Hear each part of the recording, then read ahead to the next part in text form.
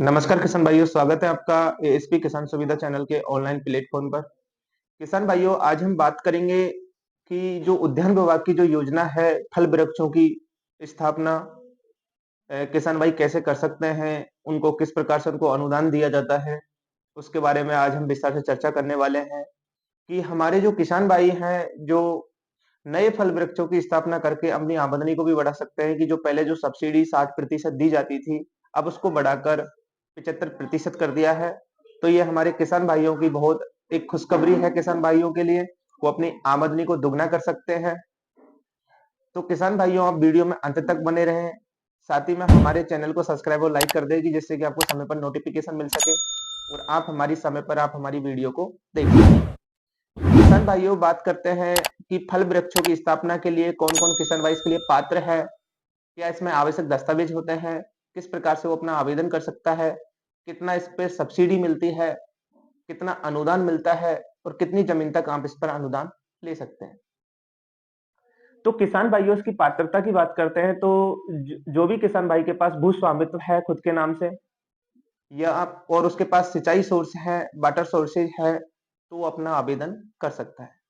आवेदन करने के लिए किसान भाई उसकी जो आवश्यक जो दस्तावेज हैं, उनके लिए जमाबंदी होना जरूरी है। जमाबंदी 6 महीने से पुरानी नहीं हो। साथ ही में ट्रेस नक्शा लगाना होगा। एक सिंचाई जो प्रमाण पत्र होता है जिसको पटवारी बनाता है, उसको भी आपको लगाना होगा। साथ ही में जन आधार कार्ड है, आधार कार्ड है, बैंक पासबुक की कॉपी है, इन सभी को लेकर आपको अपना आवेदन करना होगा। अब आवेदन की बात करते हैं तो किसान भाइयों, आवेदन करने के लिए आपको स्वयं ई मित्र केंद्र पर जाकर या फिर स्वयं राज किसान साथी पोर्टल या राज किसान सुविधा ऐप के माध्यम से आप स्वयं भी आवेदन कर सकते हैं। आवेदन करने के बाद में आपका जो आवेदन है वो उद्यान विभाग को प्राप्त हो जाएगा। उद्यान विभाग उसकी मौका मुआयना करके आपकी प्रशासनिक स्वीकृति जारी कर देगा। जारी करने के बाद में किसान भाइयों, आपको मोबाइल संदेश के माध्यम से स्थानीय जो कृषि पर्यवेक्षक लगा हुआ है उसके माध्यम से आपको सूचना दे दी जाएगी और आप कहीं से भी जो राजकीय जो नर्सरी है, राजहंस नर्सरियाँ हैं या फिर कृषि महाविद्यालय, कृषि विश्वविद्यालय है या फिर केवी जो कृषि विज्ञान केंद्र होते हैं, वहाँ से आप पौधे खरीद कर स्थापित कर सकते हो। अब बात करें किसान भाइयों की सब्सिडी, तो सब्सिडी जो पहले जो किसान भाइयों को जो 60% दिया जाता था, अब उसको बढ़ाकर 75% कर दिया है। जमीन की बात करें तो किसान भाइयों, आप 0.4 से लेकर 0.4 से लेकर आप अधिकतम 4 हेक्टेयर तक इस पर अनुदान ले सकते हो। और कोई जनजातीय क्षेत्र है तो जनजातीय क्षेत्र में किसान भाइयों 0.2 हेक्टेयर पे भी आप अनुदान ले सकते हो। अनुदान के लिए किसान भाइयों, किसान भाई के पास ड्रिप संयंत्र होना बहुत जरूरी है। अगर उसके पास ड्रिप संयंत्र नहीं लगा हुआ है तो उसको साथ ही में ड्रिप संयंत्र का आवेदन करना होगा, तभी उस किसान भाई को अनुदान दिया जाएगा।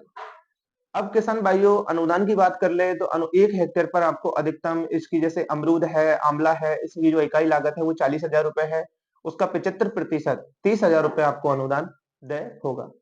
अनुदान के लिए किसान भाइयों, आप 4 हेक्टेयर तक अनुदान ले सकते हो। 4 हेक्टेयर 16 बीघा में आपको 1,20,000 रुपए का अनुदान प्राप्त होगा। अलग-अलग जिलों में अलग-अलग फल बगीचों पर अनुदान देय है। आप अपने जिले के हिसाब से जो भी टारगेट जिले को प्राप्त हुए हैं, जैसे आंवला पे, अमरूद पे या फिर नींबू पे या आम पे, जिस भी हिसाब से जिस जिले को टारगेट प्राप्त हुए हैं, उसी हिसाब से आप अपना आवेदन करके अनुदान प्राप्त कर सकते हो। तो किसान भाइयों, आपको आज हमारा जो ये वीडियो है, हमने आपको बताया फल वृक्षों की स्थापना अनुदान पर कैसे करें। मैं आशा करता हूँ आपको अच्छा लगा होगा। अगर अच्छा लगा हो तो आप हमारे चैनल को शेयर करें और लाइक करें और सब्सक्राइब करें और फॉलो करें। साथ ही में हमारे जो किसान भाई जो सोशल मीडिया से जुड़े हुए नहीं है, उनको भी आप शेयर करें और उनको बताएं कि आप अपनी आमदनी को कैसे बढ़ा सकते हो। क्योंकि फल वृक्ष एक ऐसा होता है किसान भाइयों, हर जो आप जो फसल लेते हो, खरीफ और रबी जो सेशन की जो फसल लेते हो, वो हर 6 महीने की होती है। 6 महीने के अंदर आपको दोबारा बुवाई की जाती है, लेकिन आप एक फल वृक्ष लगाकर आप उसके अंदर भी और दूसरी खेती करके भी आप एक अच्छा आमदनी कमा सकते हो। क्योंकि आपको भी पता है कि कृषक की जो आमदनी है उसको बढ़ाने के लिए हमें कई प्रकार के विकल्प अपनाने होते हैं। जैसे आपको पता है कि एक किसान भाई हमारा पशुपालन भी करता है, साथ में खेती भी करता है। पशुपालन से प्राप्त जो गोबर होता है उससे वर्मी कंपोस्ट बनाकर उससे खाद भी बनाता है। उस खाद को बेचकर उस खाद का उपयोग अपने पौधों में करता है। तो कहीं न कहीं से अगर किसान भाई को जैसे कभी बारिश हो जाती है बेमौसम, तो अगर फसल में खराबा हो जाता है तो वो पशुपालन से आमदनी प्राप्त कर सकता है, अगर पशुओं से उसको आमदनी प्राप्त नहीं होती है, वो खेती से आमदनी प्राप्त कर सकता है। अगर दोनों से भी प्राप्त नहीं होती है, तो वो एक फल बेचकर भी अपना आमदनी प्राप्त कर सकता है। तो किसान भाइयों, आपको ये विकल्प अपनाने होंगे, तभी आप अपनी आमदनी बढ़ा सकते हैं। तो नेक्स्ट वीडियो में हम वापस आपसे फिर से मिलेंगे, जब तक के लिए जय हिंद, जय भारत।